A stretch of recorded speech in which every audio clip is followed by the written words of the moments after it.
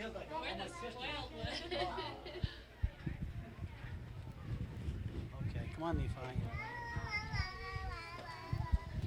We have a microphone, but I don't know. The battery said yes.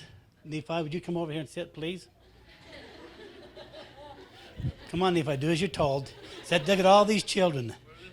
Okay. Can Nephi sit right here? Yeah, go right ahead. Okay. I was talking to Mother Paula the other day, and she was wondering about telling some stories about Uncle Rulon. We wanted to do it on his birthday, and it looked like there was just a total breakdown. But something happened, and I think you might be right. But okay, if you want, I'll tell whatever stories I know. Okay, but you got to ask the questions. But some of these stories you've probably heard so many times, haven't you? What? I need a place I can sit down somewhere. What? The dashing man? Yes, I'll tell the story about that. Where can I sit? This is kind of in the round here, isn't it? Are you through with the food here? It's going to be impossible for me to sit in unless I sit. Mary, is there a chair for you to sit down? Are you okay? You didn't have any fruit, did you? Take the fruit. It's all yours.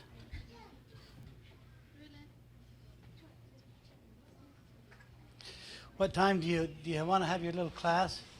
We're going to interface your class that you have at night, the singing class. And do you know what we ought to do in Uncle Warren's family? We ought to sit and listen to you do your class with the little children. How about that? The mothers take a few of the children, different mothers, and do it with them separate. No. Well, why don't the different mothers take the children and do it here right now? Huh? Have you really noticed some people cannot talk unless they can use their hands? The person that really has to do that is Merrill Steed and my boy LP. And so I tell LP to put his hands by his side, and he can't move them, and talk, and he can't talk. He cannot talk. So that'd be neat if we had you girls tell your stories and sing your songs. Let us listen to you. What time do you normally do that? Right after dinner? Okay, what story do you want to hear? Mother Paula, one morning we was going to Priesthood meeting with Uncle Rulon, and we was a little bit late. So as we went down the steps, you know where Aunt Elba lived, and those steps that went out that door. Went down the steps, I turned around, and the family was back there, and I said, "Here goes two dashing men." Uncle Rulon and I was leaving the door. Uncle Rulon stopped, and he said, no. Here goes two men dashing. So, if you can remind me a story, yes? The bumper story. Everybody's heard the bumper story. Who has not heard the bumper story? In the days that Uncle Rulon drove a car, he had a white Lincoln. Who remembers the white Lincoln? Do you remember? You remember that old white Lincoln? He put, I think, 200,000 miles on this white Lincoln. Well, we went up to Lava Hot Springs to see Uncle Roy, who went up there quite a bit to bathe in the natural hot water. When we go to lunch with Uncle Roy to Pocatello every day and come home every day. And when we come back home, you had to come in. You come down the street like this. You turn between two buildings, come like this, turn like this, went down the side of this building and turned into the parking spot like this. And the motel sit right there. So I was a passenger in Uncle Rulon's car, and he's driving, and every day he'd turn in, and here by this motel building so you wouldn't hit it. It was a 12 by 12 beam, about 20 feet long. I look out there and see that beam getting closer and closer to the car every day, and I thought, well, should I say he's going to hit this beam? I thought, no, I better not say anything. So I watched it, and one day he come in around that corner, and I would always say at about 80 miles an hour. It's probably like 10. And when I'd say 80, he'd always say, you damn liar. So didn't that sound like him saying that? So coming around there one day, and as he come around this way to turn in, his back bumper caught that beam. And of course, this beam isn't going to go anywhere. And the bumper coming around the car just went, and the bumper just stuck right out straight out the back. It just looked ridiculous with that bumper sticking out. And it made noise. The noise was terrible. So he just kept it going and parked. And he's parking like this. We didn't know what had happened. Other something disastrous to his car had happened. And he said to the steering wheel, and he said, I've just ruined my car. And I said, I kind of agree with you, Uncle Rulon. I believe it's gone. So everybody comes running out. And look at this bumper just sticking out there. And so Uncle Rulon stood there. Everybody's commenting, oh, this is sure too bad. Oh, we sure feel sorry for you. He's not saying a thing. So all of a sudden, he says, everybody get out of the way. And so, of course, we scattered because he gets in the car, revs up that engine. I'm scared now because he's revving up that engine, and he hits reverse in that thing, and that car just screams back and just went plowed right into the beam and the back of the building, the back of the motel. Just smacked it. I don't know what the people thought. And he doing that, took that bumper and bent it right around perfectly back into place. And you never know that anything had happened. And he got out and looked at it, looked at us, and we looked quite amazed at him. And so he said, well, let's go in and see Uncle Roy now. So it's an amazing, amazing story. That reminds me of the other one. To tell you about the guy that hit him. I've been trying all these years to forget that story. Yes. But we're coming back one time from lunch at Pocatello on the way back to Lava, and this man was driving a car with a trailer. And Uncle Loon was driving at this time. He was driving that big white Lincoln. This man passed him in the lane here, and when he got in front of Uncle Loon, he moved over. And the back end of his trailer caught the front bumper of Uncle Loon's Lincoln. And so that his Lincoln would go up like this, down like this, and he kind of like this on the road a little bit and kept it going. This guy driving past, if I embellish the story a little bit, he's got this great big tattoo on his arm. The man's about 6'6", maybe 300 pounds, big burly guy. Tattoo over the top says mother, on the bottom it says killer, something like that. So Uncle Loon's not saying anything. And I'm sitting there thinking, okay, we're all right. Pretty soon he said, and the guy just kept it going. So pretty soon he says, I'm going to catch him, Uncle Wendell. When I catch that guy, I'm going to pull him over. When I pull him over, I want you to get out and just beat the hell out of him. So Uncle Rudin romps down on the gas feed. That old white Lincoln is just dashing down the freeway. And I'm on my side quiet because I'm praying. And Uncle Rudin is serious. He was serious. I thought, my word, this guy will get me out in front of the car, and he'll have me up off the ground, and he'll be kicking me around. And my feet he'll be holding me in the air, and I'll be looking at Uncle Rulon sitting in the car and saying, is this what you wanted, Uncle Rulon? As I'm being mutilated or whatever. So anticipating that's what's going to happen, and that Uncle Rulon's not going to see what he expects he's going to see, but he's going to see me being mopped on the freeway there, right in front of him. I was praying that Uncle Rulon's mind could be changed. And he was trying to catch this guy. And so after about 10 minutes, Uncle Rulon said, to hell with him. And I said, yeah, to hell with him. So we went back over to Lava, but wow, that was probably the most concerned I ever was, because Uncle Reuben would not have seen what he would have expected to see if I had stopped and I'd went up that car. In fact, if he'd have stopped, he probably wouldn't have got me out of his car. Especially that guy got out of his car. Okay, Paul, what else do you want?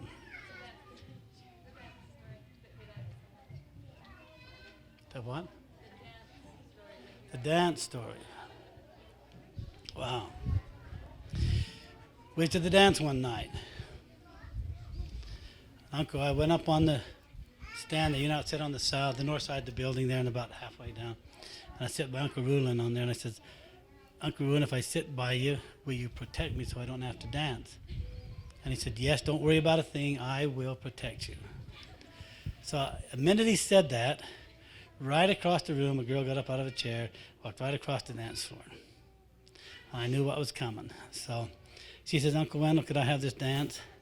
And so I referred her to Uncle Rulin, who said, well, what are you sitting there for? Go dance with her, Uncle Wendell. I look at him, and he motioned me out on the floor, and so we did the dance. Then we're back home a couple of days later at his home here at the evening meal. And Winston was there eating with us. So I was telling Winston this story while Uncle Rulin was sitting just eating dinner. I told Uncle Winston now Uncle Rulin all this that had happened, and Uncle Rulin was listening intently. And then he said, and I told him how he said, well, what's the matter with you? Why don't you get dancing with her? And so when I got through, Uncle Rulin said, well, Wendell, what did you expect me to say to her? Why don't you get the hell out of here? And so to picture that girl walking across the floor and she's saying, Uncle Wendell, can I have this dance? And Uncle Rulin leaning over and saying, why don't you just get the hell out of here? And Uncle Rulin, that very story and moment was the hardest I ever saw him laugh, ever. And he didn't really laugh, but he was holding his sides, and he was laughing so hard. If you remember when he tell that story, he really enjoyed that story.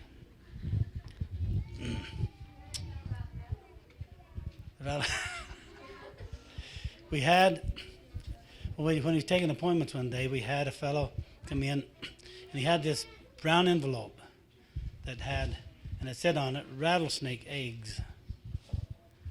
And so when you open the envelope, it's a rubber band on a wire with a washer in the center. So when you twist it up and you put it in this envelope, then when you open the envelope, it loosens that, and so that washer unwinds and it goes inside the little brown envelope. This guy brought it over, and I was using it through the day on people that's coming to see Uncle Rulin. So he came in after all these appointments.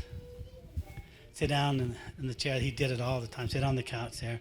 I said, really tired. I said, Uncle Rulin, I got something I want to show you. And he says, what is it?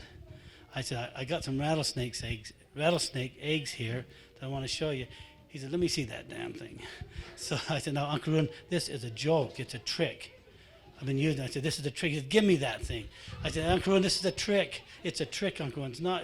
So he said, let me see that damn thing. So he took the envelope, he opens it, and that thing went, and he goes, ah! He took that thing and just threw it across the room. And then he looked at me and he said, you damn fool. But, dear. But he was. Can I tell you the one about Noreen? Uncle Rulin was in his bedroom. You have to be able to picture the old home. Remember the old home where Aunt Norma lived, and that master bedroom was off from that room? And he come out of the bedroom, and across the room is a couch. And so I staged an act. Uncle Rulin was in his bedroom. I knew he'd be coming out before long, so I got Noreen on the couch. And I had her right here, like that. So when he come out, I was going to say, I don't care if you are married, Uncle Rulin, you're going to get it now, sister. So I was just going to do what he'd say, you know. And so he come walking out of the bedroom. And so I got her there, and I was shaking her. I said, I don't care if you are married, Uncle Reuben, you're going to get it now. And I just shaking her. And he stopped there for a minute, just totally bewildered. And pretty soon he caught on what I was doing. So he doubled up both fists like this. And he comes skipping, and he said, leave my wife alone. And it was so funny. It was so funny. So funny.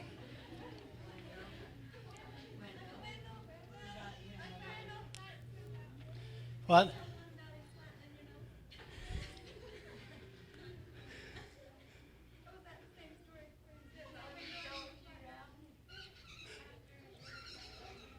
Oh, after one day of appointments, and he was really tired. He sat in the chair.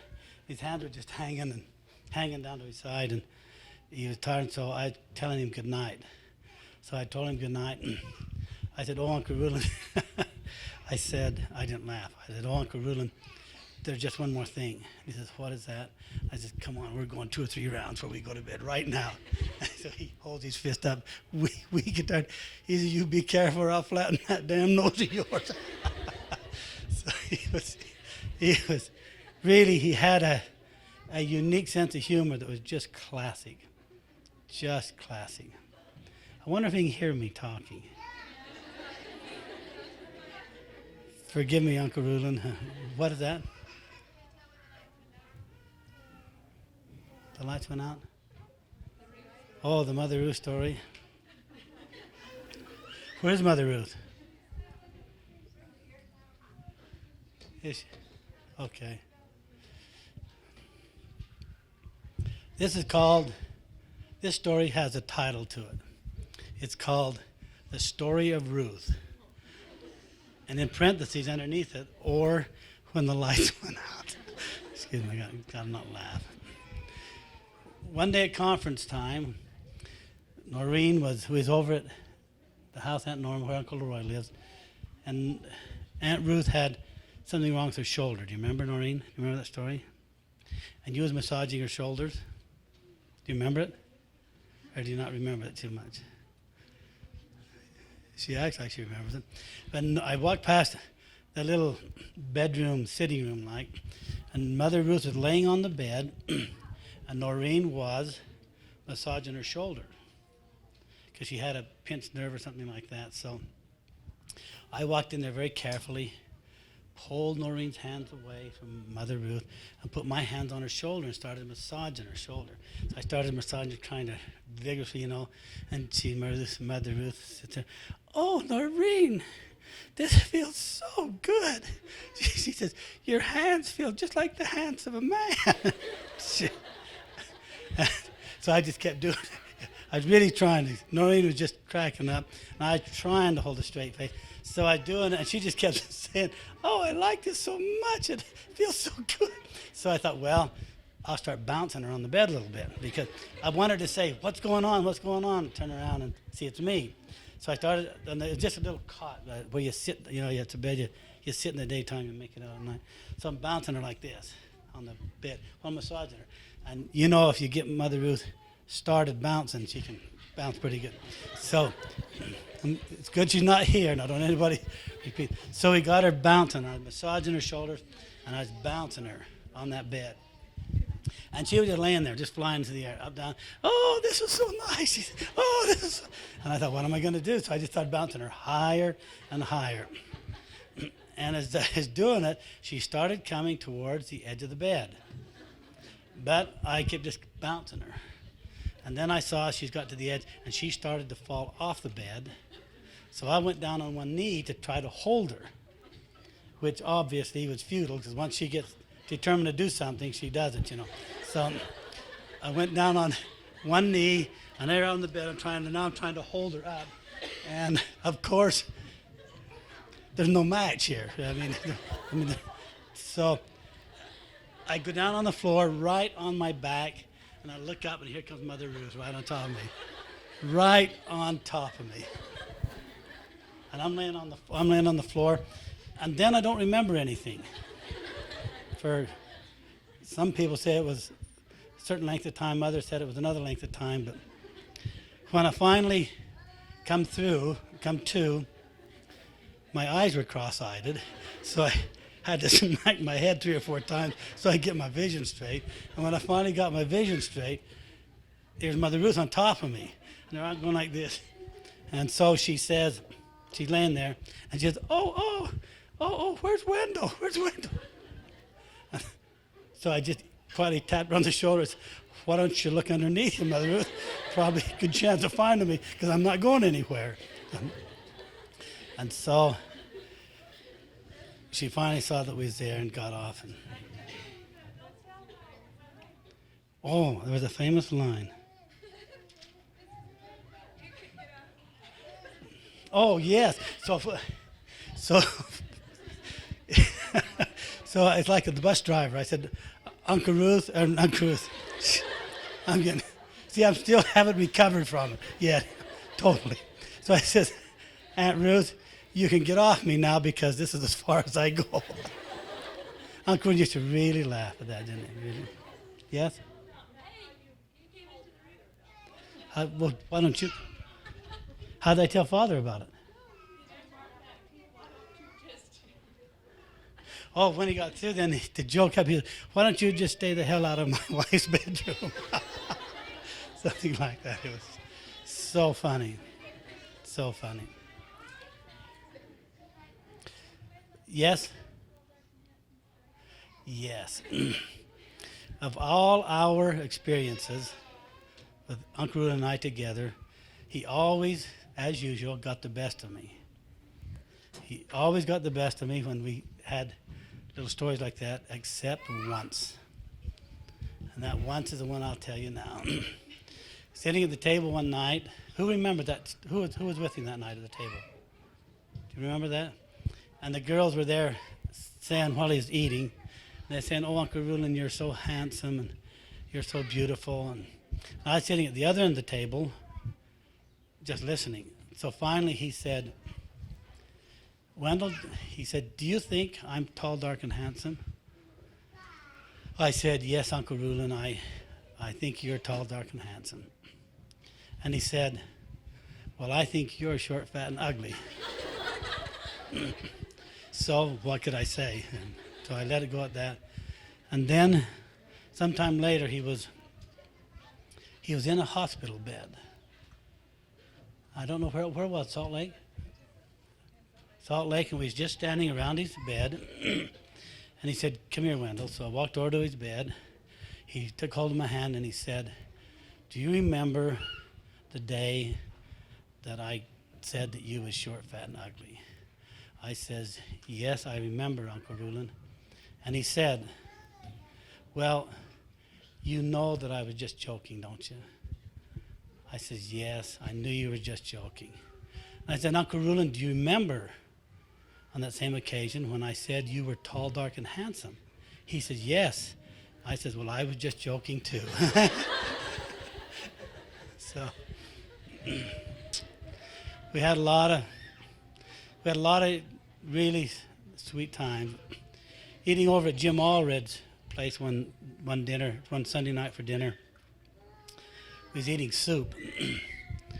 And I was eating my soup. And Uncle Rulon was always after us to not eat fast and chew our food good. He really, so I was unconsciously just eating my soup, kind of just going through it. And he was eating his soup, and he's looking at me eating my soup. So he started eating it faster. He looked at me and started eating it faster. He looked at me and started eating it faster. And I wasn't too much aware of this until he took his spoon and he threw it on the table. On the table. He grabbed a bowl of soup. He just drank it right down. Then he looked at me and he said, I have to drink the damn stuff to keep up with you. Oh, Mother Ruth, I'm glad you made it after I got through telling the story. Because if you had been here, you'd been chasing me around the room right now. So, yes? Yeah, Mother Ruth? Yes. Mother Ruth, when we were taking those appointments, she'd come along, and every time her son-in-laws come in, she'd walk over to them, give them all a kiss on the forehead.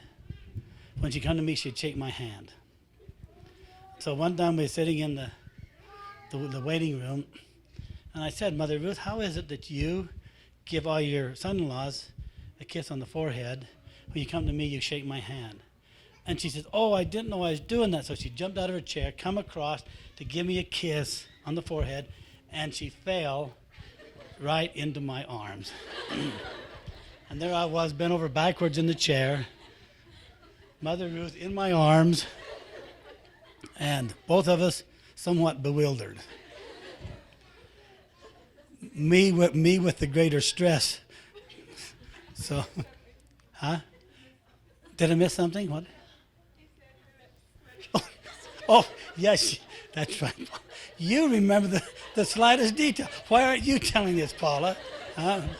So what happened, that's what happened, is she come over to give me a kiss on the forehead, and she slipped and went right over my head like this, and then fell on me. and so,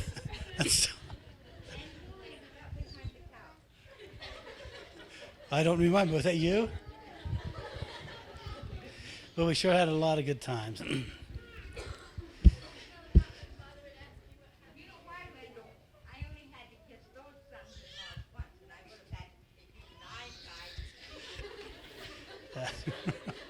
What is that?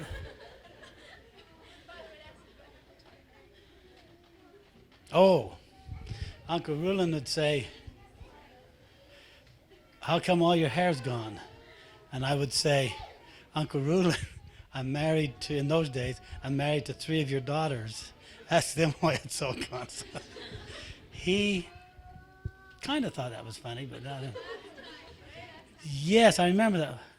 It was one that this is his ring. Do you remember his wedding ring that he had, that old wedding ring?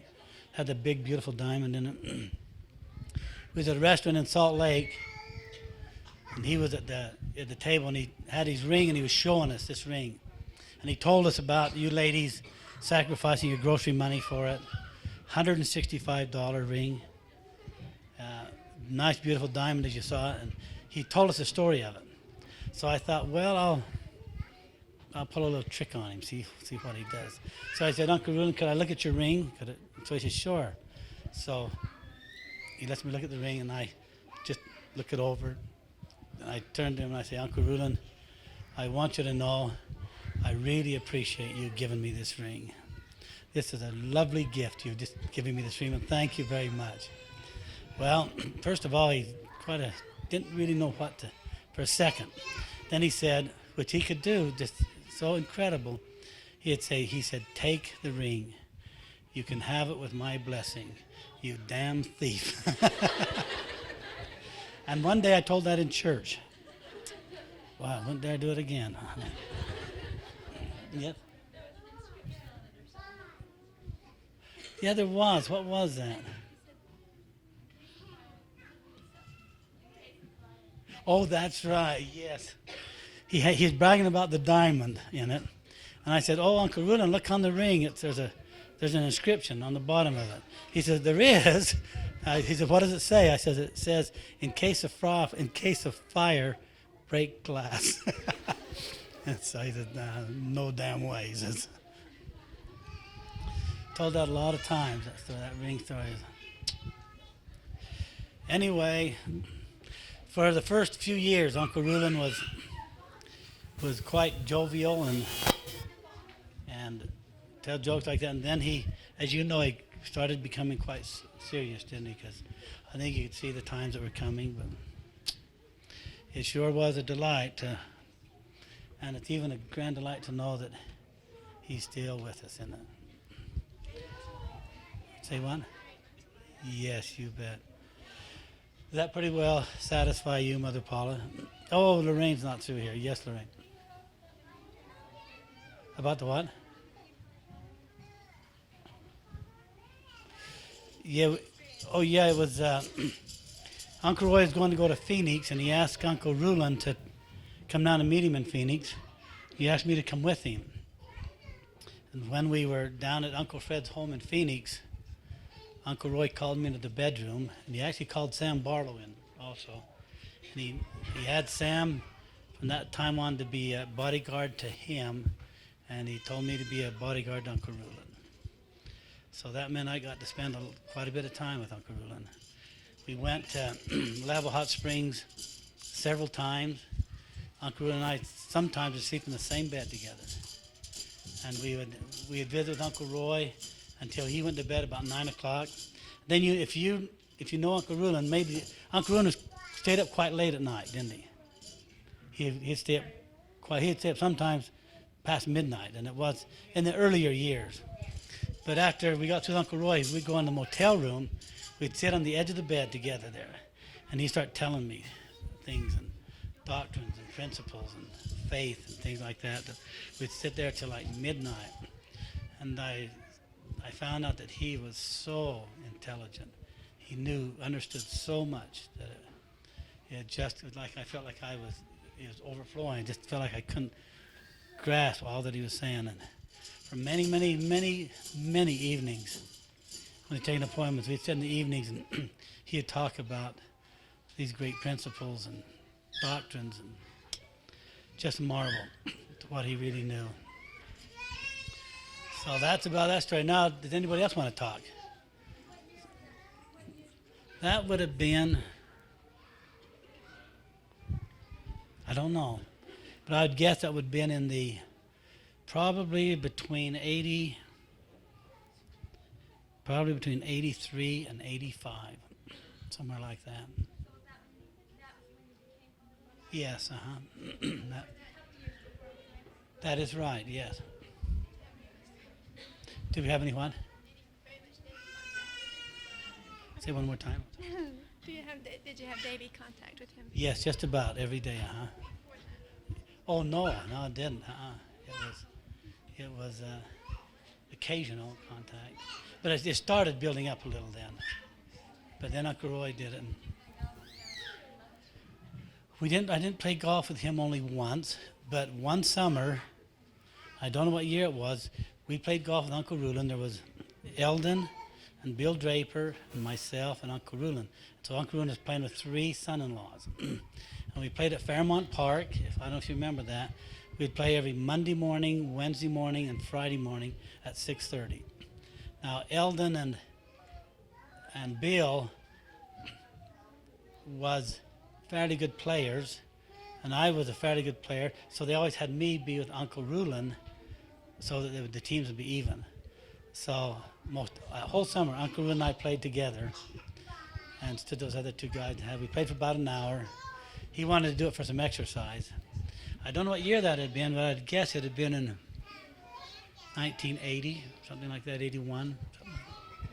Had a really very, very good time. What are you writing, Mother Gloria? You wouldn't be writing this down, would you? I'm just wondering, what did you say you played for the tennis? Yes. I was trying to remember when we did that, because he was playing tennis when we... He played tennis quite a bit through the years, didn't he?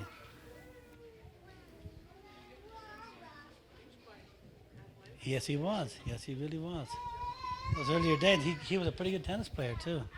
But he would have been in 80, he would have been, 70? 81, 69, he would have been 60, yes. So that's it. So in 80, he had been 70, wouldn't he? Yeah, so he was a pretty good tennis player. Okay, yes, Mother Lorraine? Yes. When Uncle Rulon had his stroke, I had just gotten my first new Lexus. I'd had it just like 3 or 4 days. And Uncle Warren, Uncle Leroy, and Mother Sharon and I come down through the night, drove right to the hospital. That started a new era, didn't it? Which no. I did know that he was really wearing out on appointments.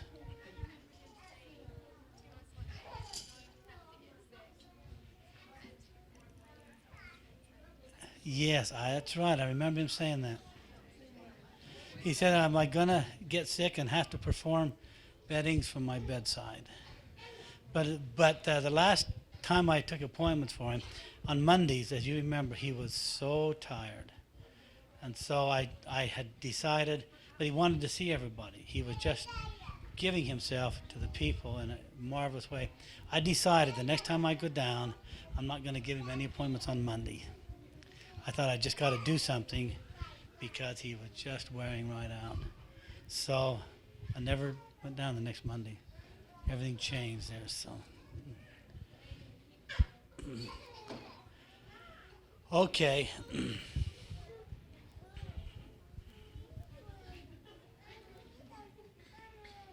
Let's see here.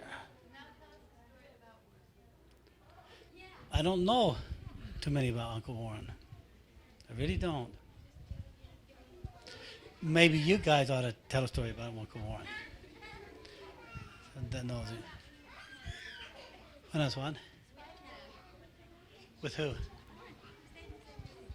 Oh yes. Went to Canada one time with Uncle Rulin, Uncle Warren, and Alan Steed, and several others. And Winston put me and Warren and Alan Steed in the same room.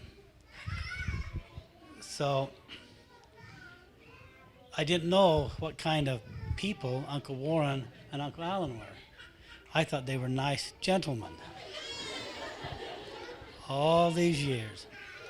So we all went to bed, turned out the lights.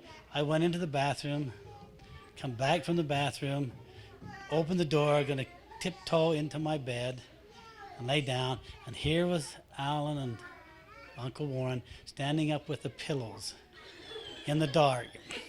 So I opened the door easy and I'm walking to my bed very quietly because I didn't want to wake these fine gentlemen up. And all of a sudden the pillows just hit me and they were pounding me with the pillows and jumping on me and jumping around, and it was amazing. So I thought, how can I get even with Uncle Warren? And so the day of the auction of the quilts, I told about that experience. You know, did you guys there that when we auctioned those quilts? And I said, that's the first time sleeping in the same room with Uncle Warren that I found out that he wore Spider-Man pajamas. Not even close. I just said that. And Mother Annette told me later that there were a lot of people that asked her if he really had Spider-Man pajamas. So, amazing. Okay. Anything else, Mother Paula? Yes, hold it, Michelle.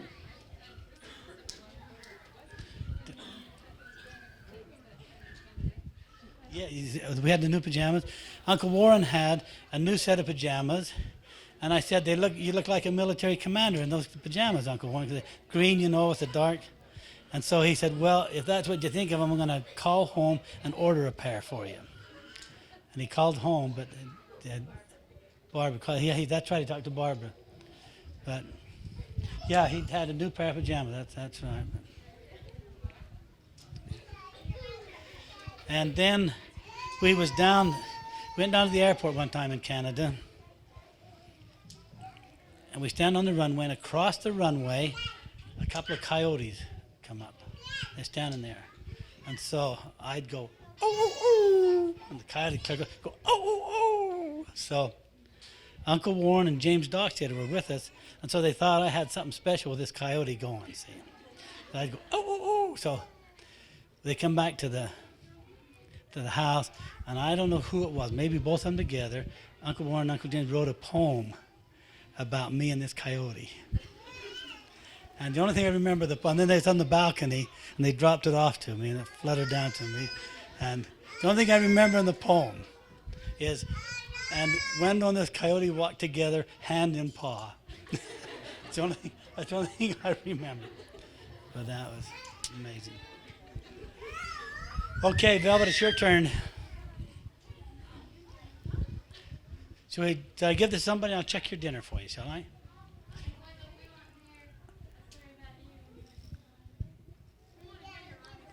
No, we don't want to. No.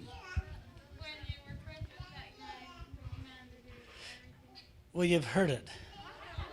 Yes. You. the Jonah gourd from Uncle Roy. Yeah, we were sitting at a meeting at Edna's home. We was outside, and the sun was shining down on the brethren as they sit there by the side of the house. About 5 minutes before the meeting started, and I was just kind of new in the work. And Uncle Roy looked at me, and if you knew Uncle Roy, he'd go like this with his finger, and boy, you knew just what he meant. So I walked up in front of all the people, and Uncle Roy was serious as could be. And he said, I'm wondering if you could walk around here and find us a Jonah gourd. And I said, well, I'll go see if I can. And you know what the Jonah gourd is, don't you? When Jonah went to sleep, you know, Jonah in the Bible, when he went to sleep, the sun was shining on him, and while he slept, the Lord raised a gourd, a tree, right up to give him shade. Just real quick. And so Uncle Roy wanted one of these trees, so I went over and sit down. I sat by Bill Draper, who was recording in those days, and I said, Bill, what's a Jonah gourd? I saw Bill going like this. So I very carefully look up at Uncle Roy, and he's going, and I knew that Uncle Roy had me for a good one. So one night I said, I thought to myself, I'll get even with Uncle Roy. So one time he was coming back from Canada, and we got to Idaho Falls, and we stopped to get some gasoline for the car, and I jump out, and I rush into the gas station attendant. And I said, now I'll pay for this gas, but when this older gentleman comes in, tell him his money isn't any good. She said, your money's no good, but I'll pay for the gas. He said, okay, I'll do that.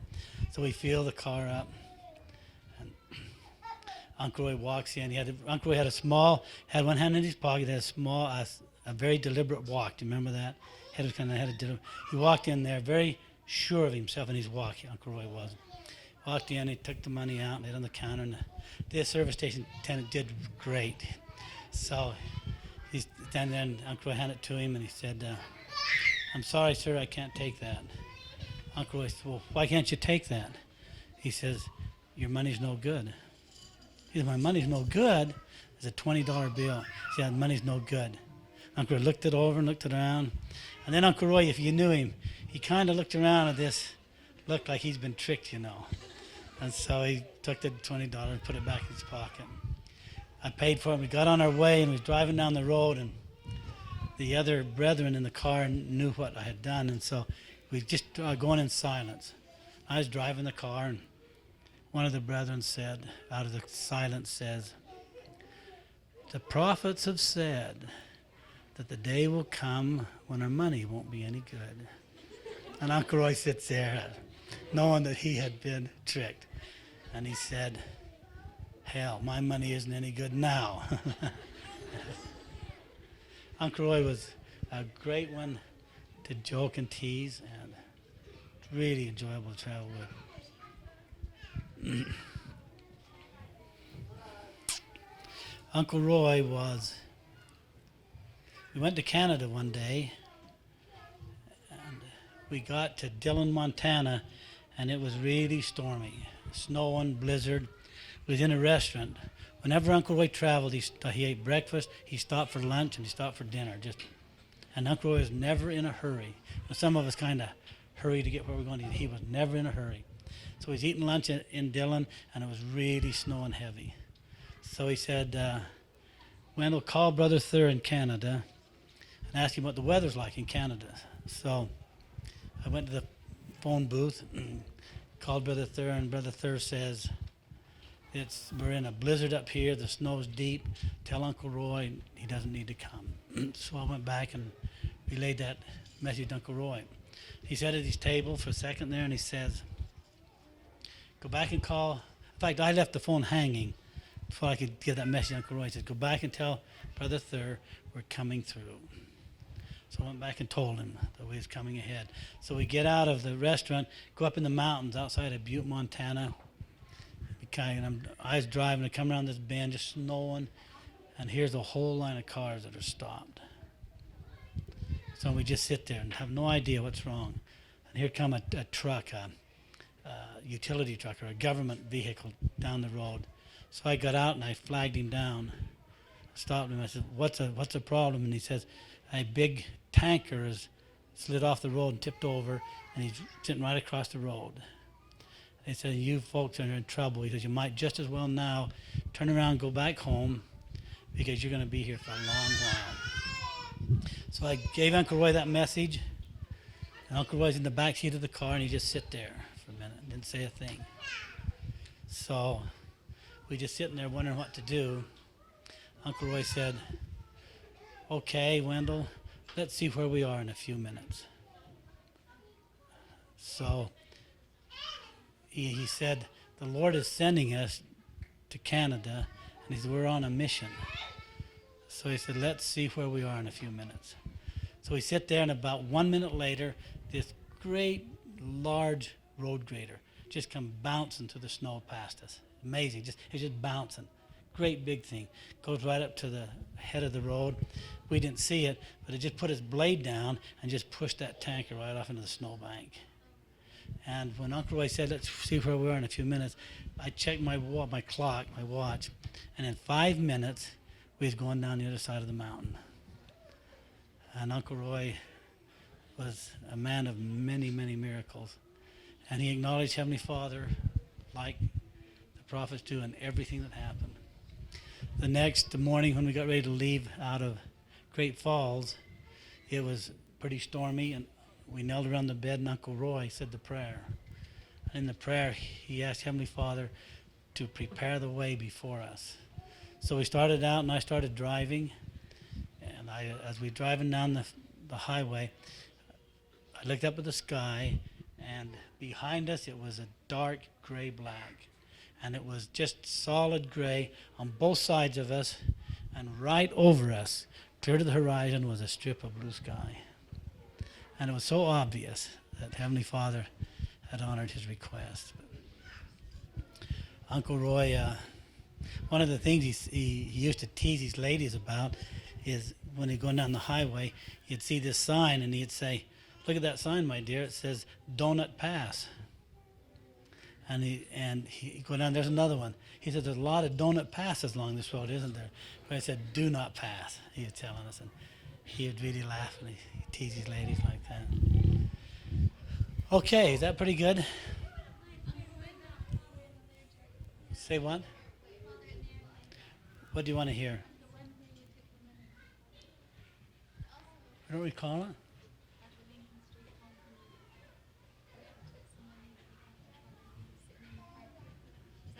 That's Uncle Roy, was it? Yeah, I had some money. I called Uncle Roy, and he said, we're leaving right now to go down south. He says, if you hightail it. Uncle Roy used that word, if you hightail it. You can see me before I leave. And I had some money to give to him, but I didn't say it to him. But I just had this money I wanted to give to him. When he got off the phone, he told his family, his folks, he says, we don't have enough money, but Wendell's coming with some money, and he'll get here quick. And when I went clear up there, I hit every light green. Every light green. Saw him, gave him the money, and away he went. Quite interesting.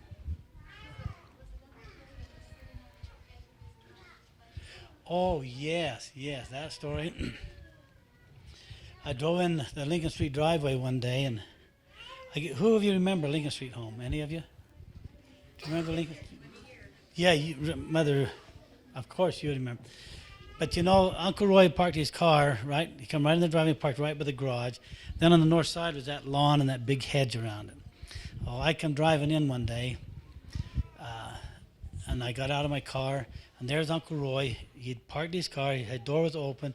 He had turned around, his feet was on the ground, but he's still sitting in the seat. And he's just looking out across that area. So I walked up to him, and we talked. He told me experience. I guess we talked for about 30 minutes. And I had a $100 bill that I had saved and saved and saved, and I'd taken 5 ones and 10s. Finally got it to 100 and got a $100 bill. And in those days, that was quite a bit of money. So after we talked for a while, I said, Uncle Roy, how are you fixed for money? And he said, oh, I've got plenty of money.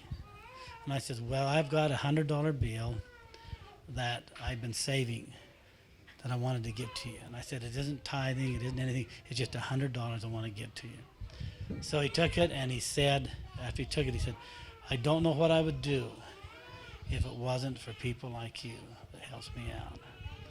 So then he started talking about the division that was coming. told me some wonderful things, some advance warnings of the division that was coming. Very, very interesting. Probably one of the best visits I ever had. Paula, you want to talk everything, don't you? Who wants to talk? I got to run for a second. Paula? Mother Ruth?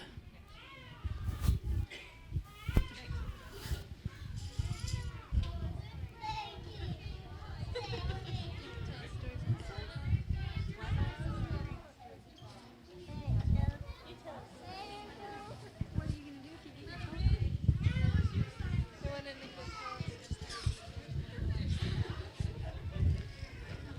book. What would you like to hear? Your wedding story. You want to hear the story of Ruth? Yeah. Your version. Let's hear about the Ruth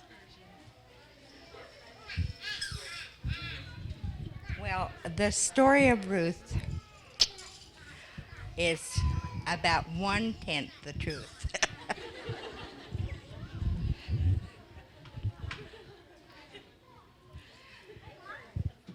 I will say that quite a bit of it really did happen.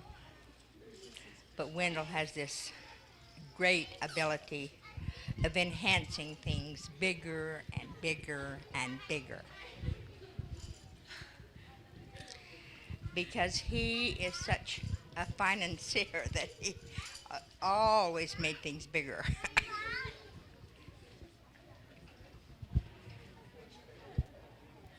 Several years ago at conference time, I had a very, very stiff neck when we left Salt Lake. And I had already been to the chiropractor for 3 days in a row to try to fix it because I knew it was conference time and it was extremely sore. And they gave me one of those sponge collars to put around my neck so that I could make it down to conference. Well, my neck was still stiff. And at the house where John lives now, which was Elvis, she had a little side room there at the back where you went in the back door, and she had what you call a day bed in there. And the mattress was quite soft. But between morning meeting and afternoon meeting, I said, my neck hurts so bad, Noreen. Will you see if you can rub it a few minutes? And so Noreen began to massage my shoulder and my neck, and I was laying face down on that bed. And Wendell comes past the door, and he goes to Noreen, and he walks in, and I promise, I did not know it was him. He very softly did it for quite a few minutes.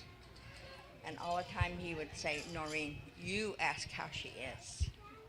And she would say, are you okay, Mother Ruth? Am I doing okay? I said, it hurts, but I'll stand it. Do. Go ahead. Wendell, he just got this mattress bouncing and bouncing and bouncing. And this is the literal truth. The mattress kind of edged over to the edge. So he got down on his knee and tried to hold the mattress up.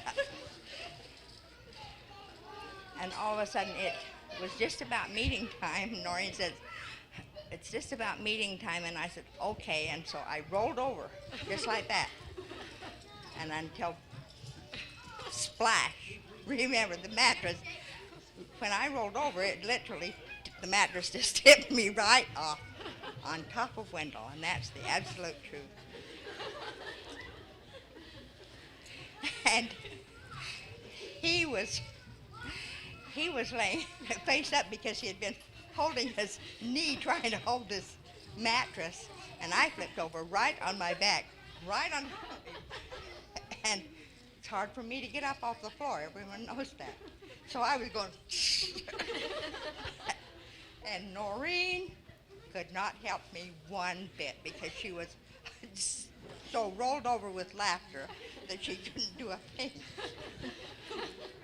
And I didn't know it until I landed on him. And he said, Mother Ruth, this is as far as I go.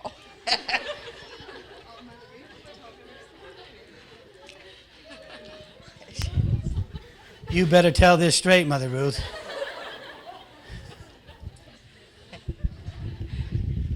It isn't even close to how Mother Ruth says. I just let 'em know it. That looks like they've left town and we can go home as soon as we eat. So we don't know what's going to happen tomorrow, but he says to get home as soon as we can after we eat here.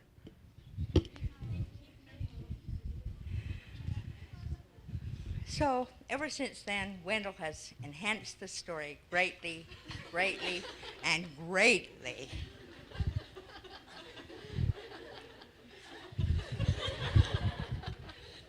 Wendell, you gotta tell the And Jacob I do Kimball not story. feel sorry because it was his fault. You gotta tell the Jacob Kimball story about his wife landing on whoever was helping her across the street. Jacob. He used to tell it all the time. And that's why it was so funny when he said, this is as far as I go. I don't remember. Really? You tell it. I bet that. You tell it. I don't remember. What we're going to do here, if we can, Uncle Warren said that you can go home as soon as we get through eating. So if you'd like, we'll just try to get you something to eat really quickly so you can go home.